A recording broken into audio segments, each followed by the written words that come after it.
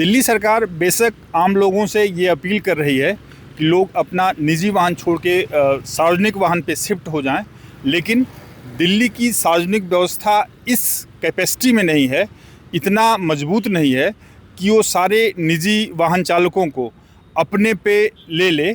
और इस पे मौजूदा स्थिति दिल्ली क्या है सार्वजनिक परिवहन व्यवस्था की, इस पे जो R&D किया हुआ है हमारे सहयोगी धनंजय मिश्रा ने किया हुआ है। धनंजय, क्या स्टेटस है अभी पब्लिक ट्रांसपोर्ट सिस्टम का दिल्ली में? देखिए, जिस तरीके से सरकार ये अपील कर रही है कि सार्वजनिक व्यवस्था का पालन करें, उस उतनी क्षमता में जो दिल्ली का ट्रांसपोर्ट व्यवस्था है वो नहीं है। कैटेगरिकली बताओ कि मतलब 3-4 ट्रांसपोर्ट के मोड हैं यहाँ पे। एक तो हो गया आपका मेट्रो हो गई, दूसरा बस हो गया, तीसरा ऑटो हो गया, चौथा अगर रिसीव ले लें तो ई रिक्शा हो गया, पांचवा जो है वो प्राइवेट व्हीकल हो गए। तो बस की स्थिति क्या है, बसों की स्थिति क्या है, क्या होनी चाहिए, मेट्रो कितना दे पाएगी सर्विसेज दिल्ली के जो ट्रैफिक लोड है डेली का, और ऑटो और ई रिक्शा का क्या हिसाब किताब है, इस पे क्या आंकड़े क्या कहते हैं? देखिए, दिल्ली मेट्रो जो है वर्तमान में मौजूदा समय उसका यात्रा का जो यात्रियों की औसत निकाला जाए तो 65 लाख से 70 लाख के बीच है पर डे। ये सामान्य दिनों की ही बात है, ठीक है। दूसरी चीज़, जो DTC की बस है, अभी DTC की बसों की संख्या 6300 के करीब है, जिनमें से 6000 के करीब सड़कों पे ऑपरेशन चलती हैं, मतलब ऑपरेशनल है। इनकी जो कैपेसिटी है यात्राओं की वो 14 लाख के करीब है। तो हम मोटा मोटी ये निकालें कि 70 और 14 लाख तो ये हो गया, जो ये वर्तमान सामान्य दिनों में इतने लोग परिवहन ट्रेवल कर रहे हैं। अब दूसरी ओर आते हैं अगर हम, तो दिल्ली प्राइवेट जो निजी वाहन है वो 89 लाख के करीब पंजीकृत हैं। इनमें से 60 से 70% ऐसे वाहन हैं जो सड़कों पे डेली निकलते हैं। मोटा मोटी मान लें तो 60 लाख के आसपास वाहन निकलते हैं। 60 लाख के करीब वाहन निकलते हैं, प्लस NCR से जो गाजियाबाद नोएडा है वहाँ से भी वाहन आते हैं। एक अध्ययन है NCR प्लानिंग बोर्ड का, उसमें ये कहा गया है कि 2.5 लाख वाहन जो है आते हैं और निकासी करते हैं रोजाना। तो हम इसको भी जोड़ लेते हैं। तो मोटा मोटी देखा जाए तो जितनी व्यवस्था अभी परिवहन का है सरकार की ओर से या मेट्रो की तरफ से या DTC की तरफ से, उसका दुगना करना पड़ेगा। मतलब क्योंकि प्राइवेट व्हीकल भी कमोबेश उसी रेशियो में निकल रहे हैं, जितना अभी इस पे पब्लिक ट्रांसपोर्ट सिस्टम से जो ट्रेवल कर रहे हैं लोग उतना ही है। मतलब कम से कम सरकार को इस हिसाब से प्लानिंग करनी होगी कि जो कैपेसिटी है उस कैपेसिटी का दुगना किया जाए, यही कह रहे हैं। हाँ, लेकिन इसके लिए सरकार प्रयासरत भी है। उसमें सरकार का ये आज सोमवार का दिन था और मंडे जो है, आज जो है दिल्ली सरकार पूरी जो है मेट्रो का यूज़ करके या DTC बस। हाँ, दिक्कत ये हो रही है, मान लीजिए पूरी पब्लिक शिफ्ट हो गई, जैसे आज ही की दो थी, मेट्रो लगभग भरी हुई थी। रेड लाइन पे हमने ट्रेवल किया, येलो लाइन पे हमने ट्रेवल किया, तो कोच में खड़े होने की मुश्किल जगह बन रही थी।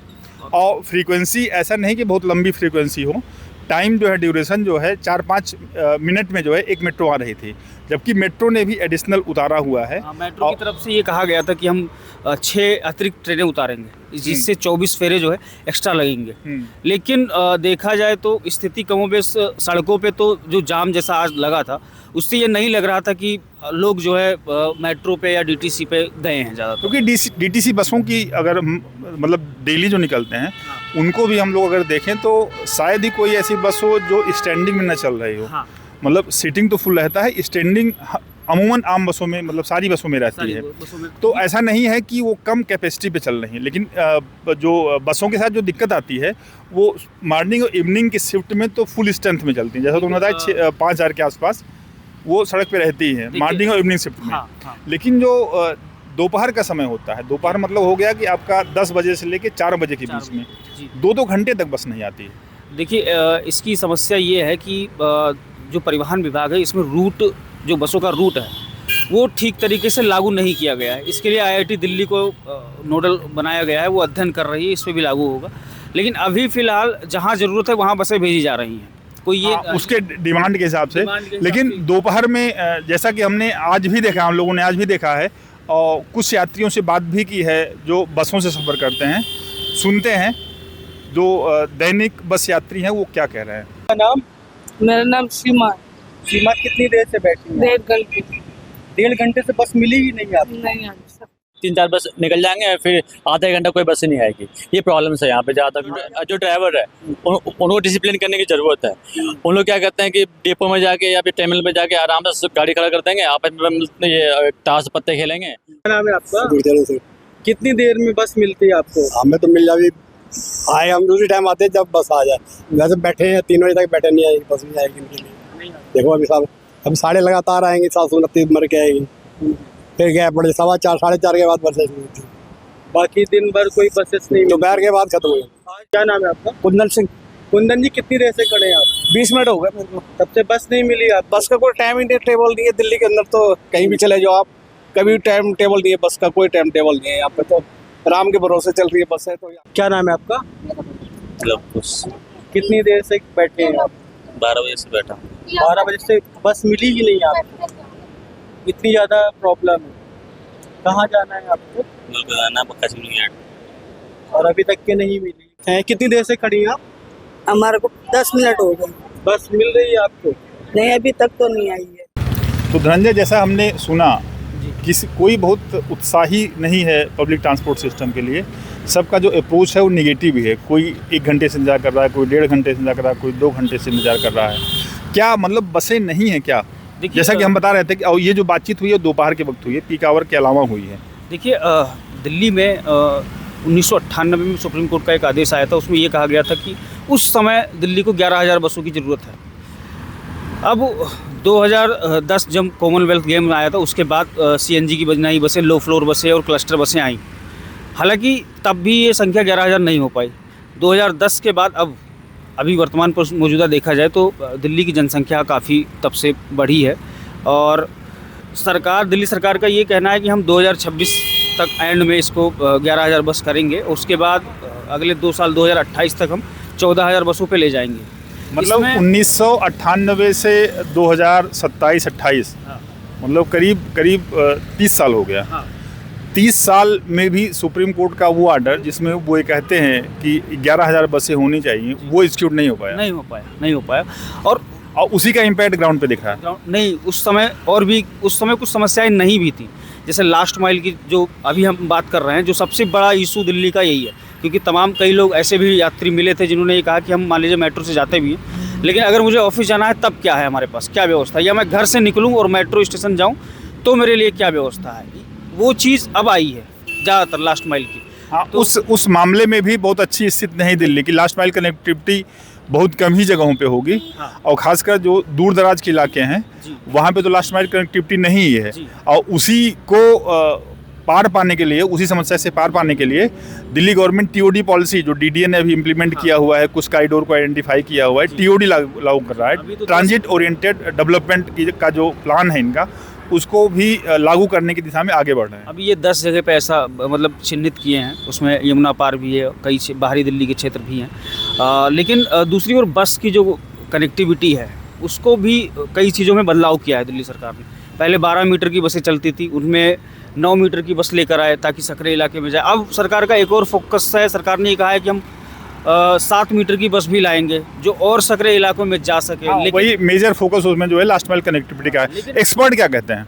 एक्सपर्ट का ये कहना है कि बसों की संख्या बढ़ा रहे हो ठीक है, लेकिन आपको बस में यात्री भी आएँ, उनको आकर्षित करने के लिए आपके पास क्या सुविधाएँ हैं? सबसे पहली मेन चीज़ ये भी है, आप दिल्ली में कई जगह आज हम लोग घूमे, देखा गया, हम लोगों ने पैदल चल के भी देखा गया कि बस पे क्या है। तो गंदगी है, सफाई व्यवस्था नहीं है, बस स्टैंड टूटे पड़े हैं, जर्जर पड़े हैं, कोई सूचना प्रणाली नहीं है। आप बस स्टैंड पर खड़े भी हो तो आपको ये नहीं पता है कौन सी बस आने वाली है, कौन सी क्या है तक। हाँ, मेट्रो में कम से कम ये भरोसा होता है कि जब आप अपनी जर्नी प्लान करते हो तो उस जर्नी में कहीं कोई डिले नहीं होता है। यात्रियों से बात करने पर ये पता चला हमें कि यात्री इस विश्वास में नहीं है कि मैं इस जगह पे खड़ा हूँ और जिस बस की मुझे ज़रूरत है अपने गंतव्य तक जाने के लिए, वो बस कब आएगी उन्हें ये नहीं पता है। हाँ, वही जो बता रहे थे हम कि मेट्रो ने भरोसा बना लिया है कि अगर आप डेली कम्यूटर हैं तो जिस हिसाब से जर्नी प्लान करते हैं मिनट टू मिनट उसको फॉलो करता है मेट्रो। और अगर आपने 2-3 बार उस रूट को फॉलो कर लिया तो आराम से आप समझ सकते हैं कि कितने बजे चलेंगे और कितने बजे पहुंचेंगे। लेकिन बस के साथ जो बता रहे हो दिक्कत यही है कि बस के साथ बस स्टॉप पे खड़े हो जाओ, जैसा कि हम लोगों ने आज बात भी की है, 1 घंटे कोई इंतजार कर रहा है, कोई 1.5 घंटे इंतजार कर रहा है, कोई 2 घंटे, तो कहाँ से जर्नी प्लान हो पाएगी? देखिए, मेट्रो में एक चीज़ और है, मेट्रो में आप प्लेटफॉर्म पे खड़े हो तो आप देख रहे हो उसमें स्क्रीन में कि 5 मिनट लगेगा और ट्रेन के कोच कितने हैं ये भी पता चलेगा। लेकिन बस स्टॉप पे आप जाइए, आपको वहाँ सिर्फ अभी 40 डिग्री का तापमान ही सहना पड़ेगा। तो सबसे पहली चीज़ तो ये है कि हमें सुविधाएं बढ़ानी पड़ेगी, विशेषज्ञों का ये कहना है। उसके बाद बस की संख्या बढ़ाएं ताकि लोग निजी वाहन छोड़ने के लिए मजबूर भी हों। और सुनते हैं जो हमारे एक्सपर्ट ने इस बारे में बात की है। हाल में ही मैंने प्रधानमंत्री जी व दिल्ली के मुख्यमंत्री जी के आह्वान पर स्वयं दिल्ली की बस यात्रा के कुछ अनुभव किए। मैंने पाया कि कई किलोमीटर तक बस स्टैंड भी नहीं है। सैकड़ों लोग 45 डिग्री टेम्परेचर में और भयानक कंडीशन में बसों का घंटों तक इंतज़ार करते हैं। मैंने बस स्टैंड जैसे सराय काले खां और महारानी बाग वहाँ पर देखा कि सैकड़ों लोग बसों का इंतज़ार करते हैं और उनको पता नहीं है कि कब उनकी डीटीसी की बस आएगी। डाबरी से द्वारका तक 5 किलोमीटर तक बस स्टैंड भी नहीं है और बस पकड़ने से पहले सड़कों पर कोई राइट ऑफ वे भी नहीं है। महिलाएं और बच्चे सड़कों पर पैदल कैसे चलें, उनके लिए राइट ऑफ वे या और दूसरे संसाधन सड़क पर नहीं है। ये भी देखने को पाया जब मैंने देखा कि लोगों का डर, खासकर महिलाओं का, chain snatching, eve teasing, stalking से वो अपने आप को बस पकड़ने के लिए, सड़कों पर चलने के लिए बहुत असुरक्षित महसूस करती हैं। सड़कों पर आवारा डॉग्स, स्ट्रे डॉग्स का आतंक और अतिक्रमण सड़कों पर बस स्टैंड तक जाने के लिए रोक रहा है, उनको बस स्टैंड तक जाने नहीं दे रहा है। और अगर हम देखें कि यदि सड़क पर चलने के लिए हमारे पास राइट ऑफ वे डेडिकेटेड और क्लियर हों तो हम पहले की तरह से, अगर हम आज से 50 साल पहले या 40 साल पहले बात करें तो कोई भी 3-4 किलोमीटर तक सड़क पर पैदल बड़े आराम से यात्रा करते थे, पैदल चलते थे और अब वो 500 मीटर भी नहीं बचा। तो ये जो कंजेशन है, इसके साथ में यदि कोई लास्ट माइल कनेक्टिविटी के लिए ऑटो रिक्शा, ई रिक्शा का इस्तेमाल करे तो उसको मिसबिहेवियर, रिफ्यूज़ल, ओवर चार्जिंग। मुझे नहीं लगता है कि पिछले 30 सालों में किसी ऑटो रिक्शा ने फेयर मीटर पर को यूज़ किया हो। और इस तरह से दिल्ली जो भारत की कैपिटल है और लास्ट माइल कनेक्टिविटी के लिए एक कलंक और अभिशाप है। पैदल चलने के लिए अगर हम डिमांड और सप्लाई की बात करें तो foot over bridge, underpass, skyway, travelators 1% भी नहीं है। पेडेस्ट्रियंस फैटिलिटी दिल्ली में 45% तक की है, जो भारत में सबसे ज़्यादा है। मतलब ये एक सबसे बड़ा सबूत है कि हम बसों को कैसे, बस स्टैंड तक कैसे जाएं। अगर बस स्टैंड पे जाते हैं तो बसों का कोई भी समय नहीं है कि कितनी देर में वो आएगी। यदि आपने बस पकड़ भी ली है तो बस की जो स्पीड है वो 10 किलोमीटर पर आवर से अधिक नहीं है।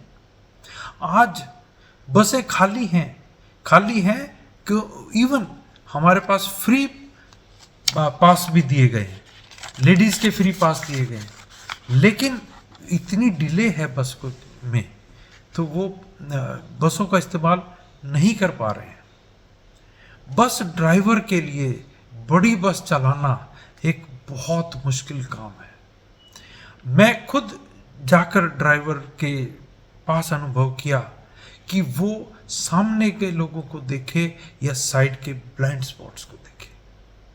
उसका गाड़ी का चलाना बहुत रिस्की हो चुका है। और उसके साथ में यदि कोई बस को इस्तेमाल करना भी चाहे तो अभी तक डीटीसी के रिलायबल टाइम टेबल नहीं है। बसों के रूट डिमांड के अनुसार नहीं है, वो उन्होंने डिपो की सर्विसेज के लिए बनाए हैं। और सबसे बड़ी मजे की बात, दिल्ली में अगर हम बात करें 90s के टाइम से और उससे पहले की, तो दिल्ली में बहुत अधिक बस इंटरचेंज होते थे। जब मैं स्टूडेंट टाइम में था या जब मैं प्रोफेशन में था, तो मैं दिल्ली में 3 या 4 बसें बदलता था और सुरक्षित इंटरचेंज होते थे, टर्मिनल होते थे, जिनको अब स्क्रैप कर दिया गया।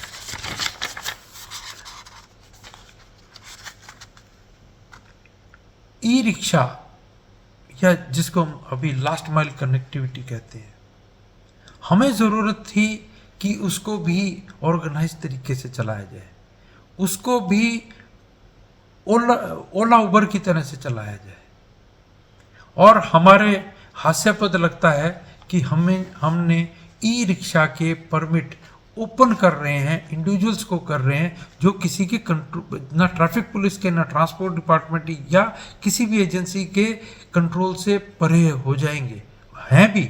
हाँ, एक बात और जो मैंने पाया कि बस स्टैंड के पास सफाई का अभाव है।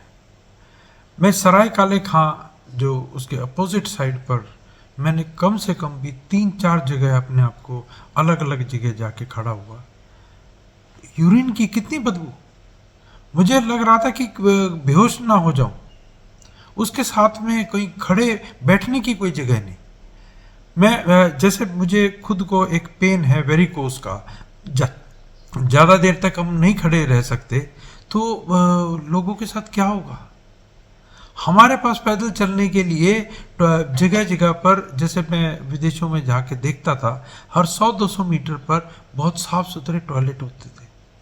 हमारे दिल्ली के अंदर अगर पैदल चलने वालों के लिए देखा जाए तो टॉयलेट की कोई व्यवस्था नहीं है। और तो उस हिसाब से ये लगता है कि हमारे को बसें तो एयर कंडीशन कर दी गई हैं, लेकिन जो घंटों पहले या बस पकड़ने से पहले हमारे को एक सुरक्षा, एक सर्विस लेवल जिसमें कंफर्ट भी बताया जाए, एक हमारे को हाइजीनिक व्यवस्था की ज़रूरत है। तो हमें जितनी भी चीज़ों की ज़रूरत है, तो वो चीज़ों को इंटीग्रेट करने की ज़रूरत है। हमें अगर पेडेस्ट्रियंस अच्छे तरीके से कर दिया तो हमारा बस मॉडल सक्सेसफुल होगा। हमारी लास्ट माइल कनेक्टिविटी को अगर हम एक ऑर्गेनाइज्ड तरीके से बनाएं, तो हमारा ये जो प्राइवेट व्हीकल्स को रोककर या प्राइवेट व्हीकल का इस्तेमाल ना कर सिंगापुर मॉडल की तरह से, जहाँ पर कोई व्यक्ति प्राइवेट व्हीकल नहीं रखता, जापान में नहीं रखता या इवन चाइना में नहीं रखते, तो इस तरह के मॉडल हमारे पास लोग हमसे सीखने आते हैं, हम उन्हें सिखाते हैं, लेकिन हम दिल्ली में उसका इम्प्लीमेंट नहीं कर पा रहे हैं। धनंजय, बातचीत का जो कंक्लूजन है वो कुछ यही है जो पैसेंजर कह रहे हैं, जो एक्सपर्ट कह रहे हैं। पैसेंजर की पीड़ा ये है कि उनको लंबा इंतजार करना पड़ता है, और जिनको समझ है इस सिस्टम की, उनका ये कहना है कि इस सिस्टम को इन्हेंस करना पड़ेगा, उसके बिना कहीं से कोई राहत मिलेगी नहीं मिलेगी। ये अपील जो है वो फिर सिर्फ अपील तक ही रह जाएगी, पब्लिक इससे इंगेज नहीं होगी। कई दिनों से ये चल रहा है कि आप सार्वजनिक वाहन का उपयोग करें, लेकिन वर्तमान में जो ज़मीनी हकीकत है वो मेट्रो में भीड़ है, बस की कमी है, बस स्टैंड पे यात्री इंतजार कर रहे हैं। दूसरी चीज़, जो निजी वाहन लेके जा रहे हैं उनको जाम का सामना करना पड़ रहा है। तो कहाँ इम्पैक्ट है, कहाँ कमियाँ रह रही हैं, ये ग्राउंड जीरो पे दिख रहा है। हाँ, वो टोटलिटी में दिल्ली गवर्नमेंट को इसको देखना पड़ेगा, उसी हिसाब से प्लान भी करना पड़ेगा। मेट्रो की तरह भी डीटीसी को भी अपना भरोसा बनाना पड़ेगा। उसके लिए जो बेसिक ज़रूरत है वो फ्रीक्वेंसी ठीक करने की है। फ्रीक्वेंसी ठीक करने के साथ साथ इंफॉर्मेशन सिस्टम जो है उसको भी ठीक करना है, जिससे लोगों को पता लग सके कि उनको बसें कहाँ से मिलेंगी और कितने बजे मिलेंगी, कितने देर बाद मिलेंगी। अभी के लिए बस इतना ही। वीडियो जर्नलिस्ट भूपेंद्र सिंह के साथ मैं संतोष कुमार, अमर उजाला के लिए नमस्कार। आपके राज्य की खबरें, आपके शहर की खबरें सबसे पहले जानने के लिए देखते रहें अमर उजाला। चैनल को सब्सक्राइब जरूर कर लें और पाएं हर अपडेट।